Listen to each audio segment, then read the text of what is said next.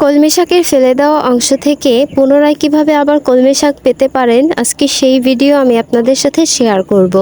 আসসালামু আলাইকুম, আশা করি সকলেই ভালো আছেন। আমরা প্রায় সবাই কলমি শাক যখন কিনে আনি তখন কলমি শাকের বাড়তি অংশটুকু ফেলে দিই।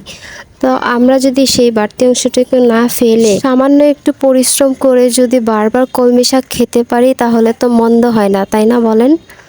তো আমরা যে কলমি শাকটা বাজার থেকে আনি সেটার বাড়তি অংশটুকু আমরা সবাই ফেলে দিই।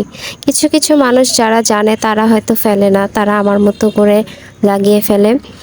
তো এই কলমি শাকের বাড়তি অংশটা আপনি পাতা ছাড়িয়ে নেবেন, আর পাতা ছাড়িয়ে তারপরে হচ্ছে এক এক করে মাটিতে বুনে দেবেন। আমি প্রতিটাই ডালের পাতা ছাড়িয়ে নিয়েছি, তারপর হচ্ছে মাটিতে ছাদের টবের মধ্যে মাটিতে বুনে দিয়েছি। আর তারপর দেখেন এই যে এইভাবে আমি বুনে দিয়েছি। যদি 2-3টা করে একসাথে বুনে দিই তাতেও তার কোনো সমস্যা নেই। তো এভাবে বুনে দেওয়ার মাত্র 10 থেকে 15 দিন আপনারা ওয়েট করবেন, তারপরে দেখবেন একদম খাওয়ার উপযোগী হয়ে গেছে শাকগুলো।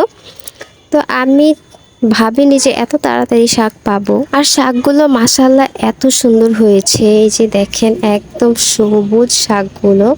আর এখান থেকে এর আগে একবার খাওয়া হয়েছে, আমি তখন ভিডিও করতে পারিনি।